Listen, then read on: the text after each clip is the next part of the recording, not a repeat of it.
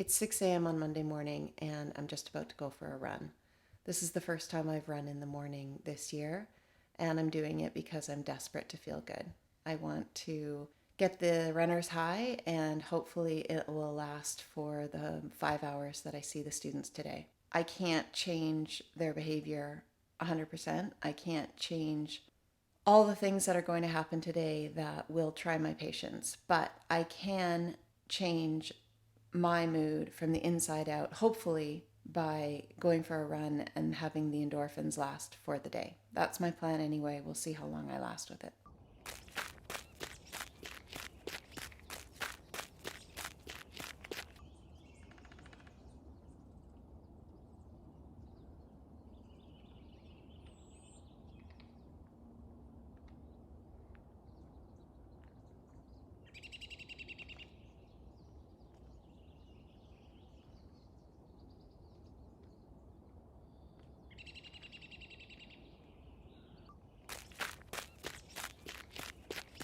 Okay, so now that I've run, I've changed my body chemistry, and I'm hoping that whatever comes my way today will not faze me.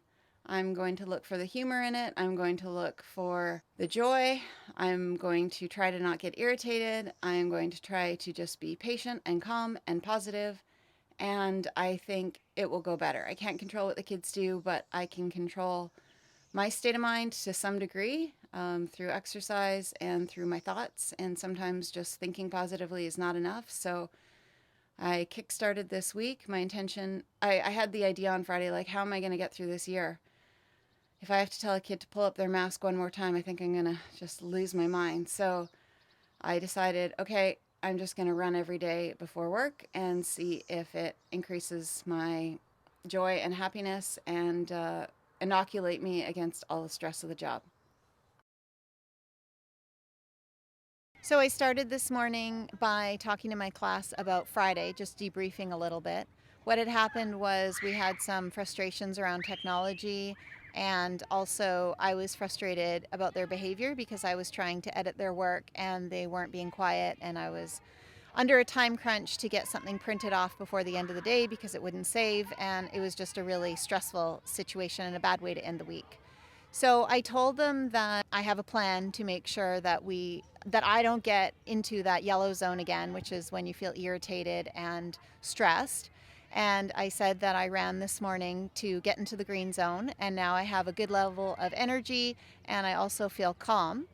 And I said that they need to take more responsibility for their part in it too, that they shouldn't be talking while I'm teaching, while I'm talking, while I'm explaining things, that they need to keep their mask on without reminders, and that they need to take responsibility to do their work, and then they can earn some playtime. So I'm fortunate enough to have an EA in the room. And right now I have two students who are already serving a 5-minute detention timeout for disrupting the class and making kind of jokes or silly comments during the first math lesson. So they're doing their 5 minutes. And I have a few students who didn't do their homework, so they're catching up on that while the rest of the kids can play on the playground. And this is a good way of keeping everyone caught up so that they have to take responsibility for keeping up and doing their work. And it also allows the kids who are doing their work and getting their jobs done a little bit of a reward so that they go out and play for a little bit. And in 5 minutes, I'll pull them back in and we'll go on to the next thing. So the whole point of this is basically doing everything I can to keep a positive, productive tone without nagging or getting irritated about students' behavior.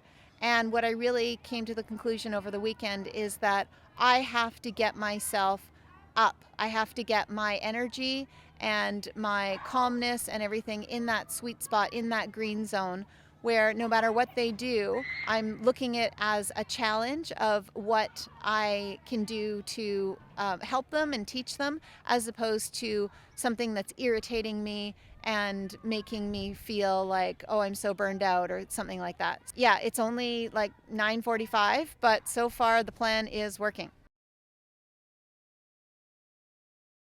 Hi, I'm Tanya, and this is Shortcuts to Freedom. This video is for teachers who are struggling with burnout. I've written on the board a few strategies that I've used to help me get my energy back when I'm feeling low energy, and also strategies that help me stay calm in the green zone, confident, and not feeling stressed or anxious. So the first one is to exercise before I go to work. It's great to exercise any time of the day, but if I can do it in the morning, that elevates my mood for the day, and it allows me to bring a certain amount of energy to my class so that I can be really intentional about my goals for the day and how I want to present myself to the class. The second thing is I always set myself up for success by making sure that no matter how tired I am at the end of the day, I don't leave well, I'm not prepared for the next day. I scratch out a day book, I put the shape of the day on the board, and I make sure that I do myself a favor, my future self. When I walk in the next morning, I know that I won't be thinking, oh, I've got to do this thing last minute. I walk in and I just thank myself for setting myself up from the day before so that it's all ready to go in the morning. And it doesn't take more than 10-15 minutes, but it is something that will allow me to be able to relax in the evening rather than having this low-grade anxiety that I know I'm not ready for the next day. The third thing I do has to do with how I deal with the students. It's been a really challenging year. A lot of students are showing behaviors that they might not normally exhibit because they're not burning off steam. They're not going to all their extracurricular activities. They're not having play dates. The parents are having to have them inside a lot more than they're used to. And everyone is feeling sort of like just a pressure cooker of stress and frustration that we just can't go and live our lives the way that we're used to. So we see a lot of these behaviors coming out in the class. The students are desperate for social connections, and they're frankly not as interested in getting down to business as they might be if they had had all those needs met. So we need to build in time to make those social connections happen at school. And we also just need to have really strong boundaries because the situation is what it is. And we need to move on and keep learning and being productive. And we can't just make up for all the things that aren't happening outside of school. We can't do all of that in school. We can do a little bit of it, but we can't just play all day. So we really need to convey to the students what our expectations are, and it will take some firm boundaries. And the reason why I said neutral tone is because students they'll get deflated if they feel that we are nagging them all the time. So we want to just keep it like short and snappy and neutral. So back to work, let's go, let's get this done, and then we'll take our break. But instead of, I've told you 14 times, or not having any of a negative tone, but just keeping it really neutral with as many reminders as needed. Look for as many things that you can point out with the students that are positive and compliment them on what's going well. I really like how the class got down to business here. We're getting this done, we're ahead of schedule, and we can take our break soon. I like how everyone's helping other people with their jobs. I notice that we are organized and we're set up for the next activity. Our transitions are coming along a little faster. So anytime you notice anything that's going well, make sure you just tell the class. It only takes a second, and we want that positive to negative ratio to be as high and as much positive as we can and as little negative as we can. Of course, we still have to correct all the behaviors, but whenever we see things going well, to just make sure that we state them so that the students don't feel like they're always doing something wrong. State your intentions. When the class needs a reset, it's time to talk about what has not been working and what we need to do. So my intention is to have a positive tone with class. My intention is to remember to record any students that need a correction in the behavior, but not to nag about it. I'm just going to record it, and then when we have our break time, our reward time, if you made the list, you get the reward. So it's just sort of like very matter of fact and no judgment with it. It's just, these are the expectations. This is what you need to do to meet your goal. And if you meet your goal, then you get your reward. And if you don't, then you have to try again the next time. Short time frames. Sometimes as teachers, we need to just focus on the next hour of time or the next day. We shouldn't be, when we're feeling frustrated, thinking about, oh, how am I going to continue this every day like this for another however many months there are.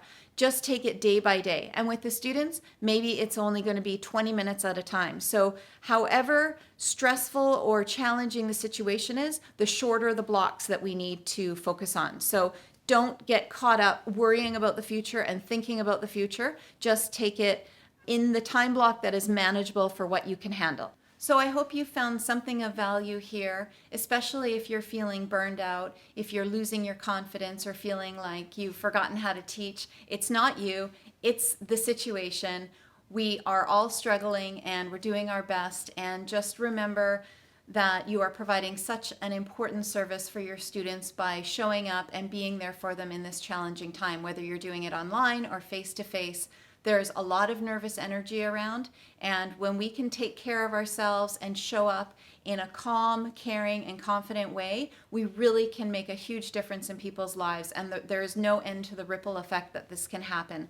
So hang in there and stay positive and just focus on what's working. Don't beat up on yourself, and I just wish you all the best as you continue to provide such a valuable service for your students. Thank you.